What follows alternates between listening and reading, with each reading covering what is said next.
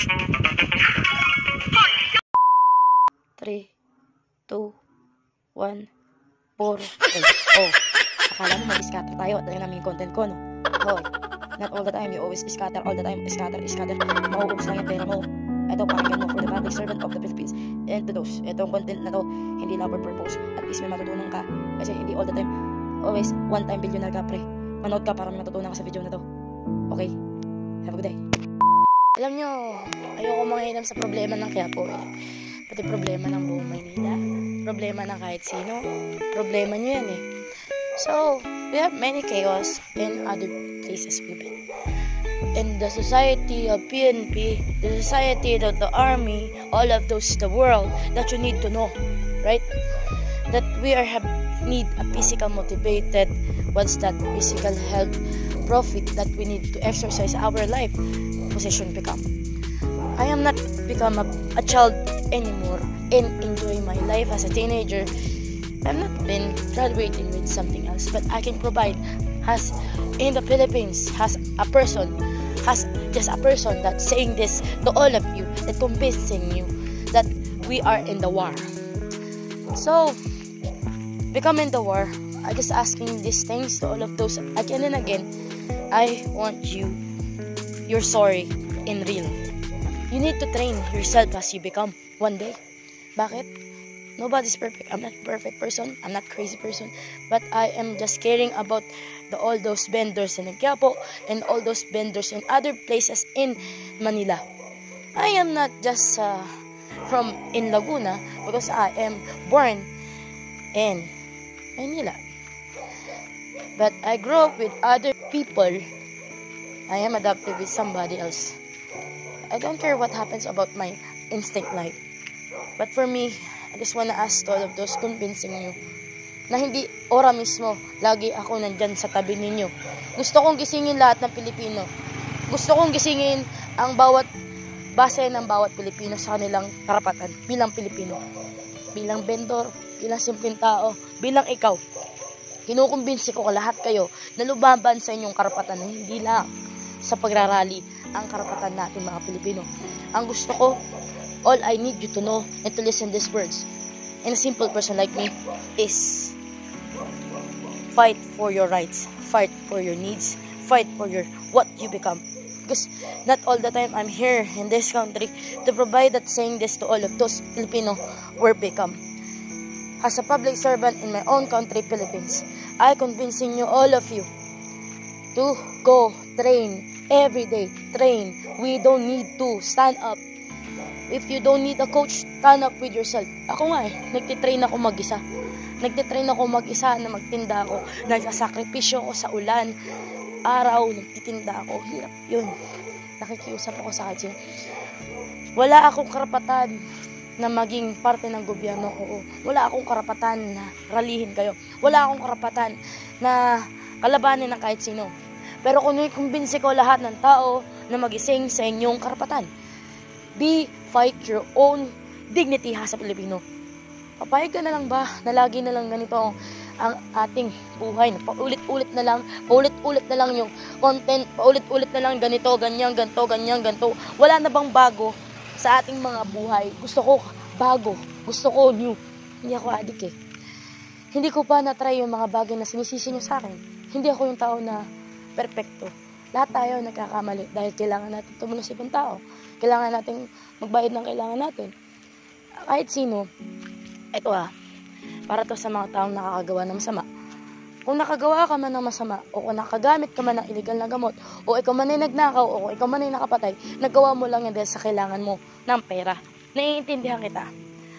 Ako ay, kung napapanood mo to, no, gusto ko, sa oras na ito, napanood mo tong video na to, gumawa ka na mabuti.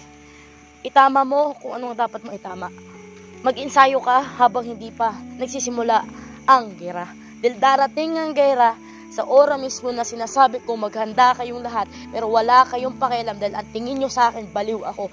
Sino na lang magro-roll sa lahat ng tao kung hindi mo gagawin ang tama? Para sa lahat ng kapulisan, mag-diet kayo. Dahil walang magsasalita sa bawat sino sa inyo lahat, mga tao kayo, kung hindi mo panonorin ang video na to. Hindi lang ito basta video lang. Hindi lang to basta Basta lang na ginawa ko. Ito, ginagawa ko to dahil mahal ko ang Pilipinas, mahal ko ang kahit sino. Ikaw ay mag-enersisyo. Ikaw ay tumingin sa profit mo, ng utak mo, kung paano mo dadalhin sa tama yung isang bagay na ginagawa mo. Ako, gumagawa rin ako ng mali, pero alam ko kung paano ko dalhin yung sarili ko. Right? So, unang-unang dapat mong gawin, mag-training ka, hindi para turuan kita, magsarili ka dahil nakagraduate ka, dumaan ka lang elementary, dumaan ka ng college, dumaan ka ng training para maging army ng Pilipinas. So, kung ayaw mo makinig at ako ay inaasar mo at ako ay miniminus-minus mo, ito lang sasabihin ko sa'yo bilang isang tao lang din po, mga sir, mga ma'am. Hindi ako perfectong tao, pero meron akong paninindigan na dapat niyong sundin ang inyong profit has in the government. Hindi ka nilagay dyan para magpasarap sa buhay, hindi ka nilagay dyan ng kahit sino para lang kumain ka na, lumamon ka na parang patay gutom. Nilagay ka dyan para protektahan ang Pilipinas. Nilagay ka dyan para ano? Anong klaseng profit na nilagay sa'yo ng mga nandyan, nag-aral ka pa, wala kang kwentang pulis ka. O ano? Masama ba sinasabi ko? Ito ha. Kaya ako kayo tinuturuan na mag-enersisyo dahil wala nang magsasalita na kahit sino sa inyo. Ang gusto nyo making malukan nyo. You can never retaining what I want to hear in the Philippines because I am a Filipino in my own life as I am. So, ito lang yung may papayo ko at ito lang yung masasabi ko. At hindi ko iniidolo yung kupal na yan na walang ginawa kundi mag-party at magpaandar ng sasakyan every session na naniniwala kayo sa kupal na yan. Alam nyo ba, ayoko magsalita sa isang kupal na gustong-gusto daw ako na ligawan. So, excuse me to you, no? To you, buti na lang na pagtiisang ka ng isang babaeng pinakamaganda sa balat ng lupa. Sino pa? Si Hazel. Ako, kung ikaw din naman lalagay sa akin, hindi ka papasa. Bakit? Kaya hindi ka nakapasa sa training basis ng PNP. Kasi, party boy ka, babaero ka, puro kayabang, puro kasalita, puro to, gato. Ano ba ang mukha mo sa lahat ng katataungan? Diba? Kung meron kang gustong sabihin, sabihin mo lahat ng kasaraan sa akin. Wala akong pakialam. Dahil hindi naman ako masamang tao. Oh, wala na akong pakialam sa'yo. Kaya kahit anong gawin mo na mag-event ka, hindi kita sinakalaban. Dahil lahat naman ang sinasabi mo sa lahat ng mga ay hindi totoo. Hindi totoo sinasabi niya. Kung siya perfectong tao, kung siya ay mabait na tao, dapat ba lahat ng tao abisuhin niya? Parang akala mo kung sino ka, umasta sa lahat ng tao kung sino ka, akala mo kung sino ka. Lagi mo masusunod sa mga bagay na hindi naman dapat mong ginagawa sa lahat ng tao. Sino ka ba? Ha? Bakit yumamang ka? Akala mo kung sino ka? Sino ka ba para asarin lahat ng tao dito sa mundo? Ha? Hindi ko gusto yung ginagawa mo. Ito, niro-roll ko lang. Lahat ng tao kasi mali. Kung gumawa man sila ng mali, gusto nila yan buhay nila yan. Ang akin lang, bilang isang Pilipino, alagaan mo yung yung health mo, alagaan mo yung sarili mo. Hanggang dito na lang yung video ko dahil marami po talaga mga siraulo na dito sa dami. Have a good day. Yun nga lakad ka ng lakad, tapos sinala mo kung saan ako nakatira. Anong klaseng pulis ka? O ito pa, unang-una sa lahat, pulis ka nga. Tapos hindi mo alam kung anong ginagawa mo. Puro ko lang si Hilata, checkpoint, ganto. Hindi ko man nilalat ng pulis kayo ganito, ha? Ang gusto ko gawin yung mga pulis kayo, mag-proper diet kayo, hindi kayo kumain. Gawin nyo yung best nyo. O, di ba ga? Ba't kailangan ba saktan ng damdamin ng pulis? Mali naman talaga nakikita ko.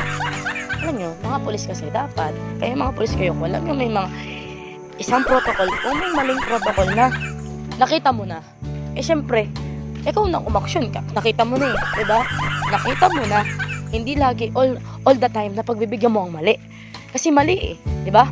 Kaya nga ikaw nagpulis, kaya nga ikaw nandyan, ilagay ka dyan, alam mo dapat, ang pagiging isang servant, Pilipino, has your own job, diba? O ba't kailangan sabihin ko sa'yo? Graduate ka ng elementary, graduate ka ng high school, graduate ka ng, alam mo naman yan. Ako hindi ko gustong sabihin to sa inyo kasi alam nyo naman yun, yung tama at mali, alam nyo naman po yun, diba? Ako nga halos husgahan mo ako, halos kutsain mo ako, halos kahit wala na ako dyan, sa posisyon na wala naman ako dyan, wala naman ako sa lugar na nandyan ka, diba? Lahat na lang puro alam mo yun, gawa story, gawa ganto, ganyan. Wala naman akong ginagawa masama Kayo ang may masamang tingin sa isang gaya ko na porket lang napatawag ako sa 911, mali na. Oo, for protocol impulse with emergency. Yun nga Masasabi ko nga ba, tama ba na isa kang Ilonggo, pag narinig mo ako, kukutsain mo na ako. Diba? Kaya nga, yung nilagay at binoto ka naming lahat, kayong mga, kung salita ng kupal alam mo. Alam mo, pinangarap ko magpulis totoo lang, pero hindi na lang. Pinangarap ko na lang maging simpleng tao. At least kahit simpleng tao ka, meron kang panindigan, at meron kang mapapala sa buhay. Kahit simpleng tao ka, ora mismo lang Gusto ko lang naman sabihin sa inyo na yung gumawa ka ng tama.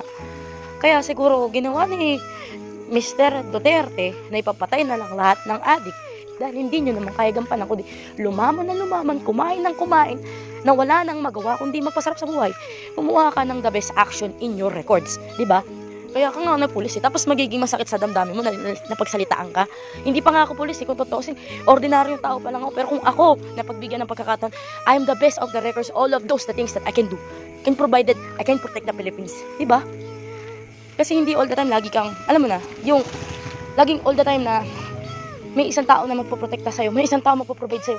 Pero pag na-provide ka na, masama ka lagi. Lagi kang, akala mo na, alam mo, hindi ako masamang tao. Nagawa ko lang ang mga bagay-bagay dahil kailangan kong gawin. Dahil hinamak, siniraan, sinabihan akong ano-ano. Alam nyo, ayoko gumawa ng mga content na ganito dahil nananahimik na ako. Pero habang nakikita ko ang Pilipinas sa kamay ng mga maling nakaupo, hindi mo ginigising ang sarili mo Ikaw ang tanga sa sarili mo. Gumising ka sa katotohanan, gumising ka sa karapatan mo bilang isang tao. Dahil walang tutulong sa iyo kundi sarili mo. Ako nga hinamak nyo, siniraan nyo, ginagawang baliw kahit hindi naman. Diba? O ngayon, nagising ako sa katotohanan. O, ngayon, magising ka sa katotohanan ngayon. Ngayon, sinasabihan na kita na nakakapanood nitong video na to. Hinigising kita, binibigyan kita ng pagkakataon na gawin mo ang tama. Ngayon, ikaw tao ka. Kung ikaw ay nandyan, if you've been a person, you can do what you do in the Philippines, in your own country. No matter what we are, no matter where you've been, where you from, right? Because if we stand off with our energetic rights of ourselves, we can provide has become one day. We can graduate in our life to be.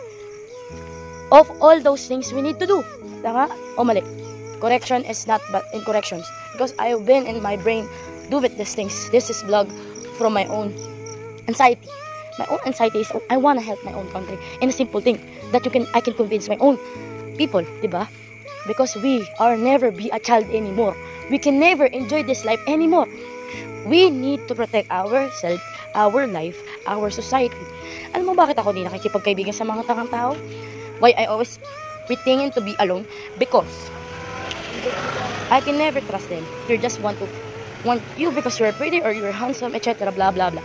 Because you need to do is to become simple and just get the ride, get to flow, the people around you. Then just go plan something on them, the bad evil plan before you do something step by step. You know, I am very angry with my father. I just want to kill my own father. I just want to kill my own brother and my sister. But I always think something. You're just my brother and you're just as my sister. I will always think that I have a God. And the karmas, in the flow, in the planet, in the universe can give you some big problems in your life. Because that's the power of those people.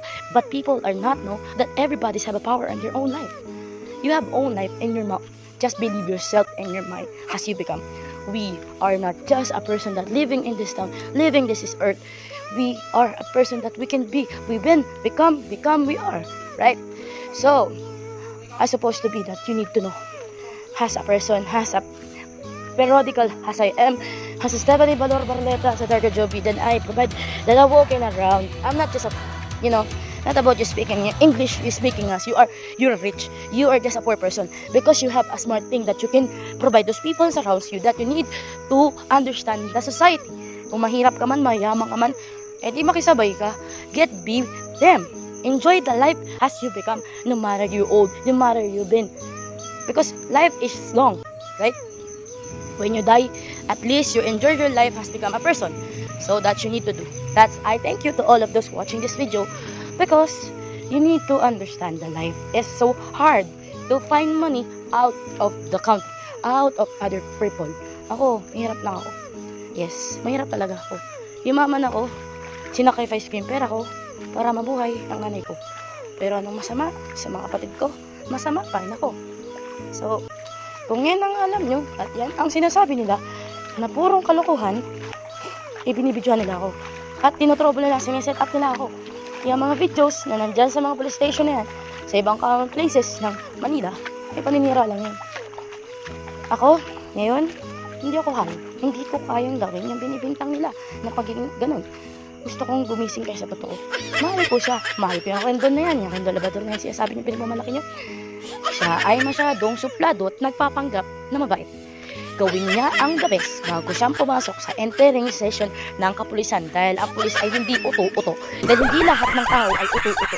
Dahil ako na ang nag-roll sa lahat. Dahil dapat yung panoorin to. Dahil para matuto kayo. Hindi always lagi na lang kalalakihan. Lagi sila ang leader. Lagi sila ang tama.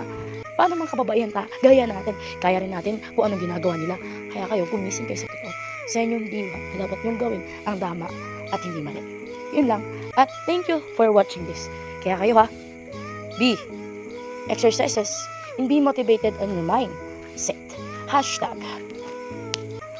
Be proud as a woman. Hashtag. Be proud as a person. And hashtag. Be on yourself. Has become a leader. Have a good day.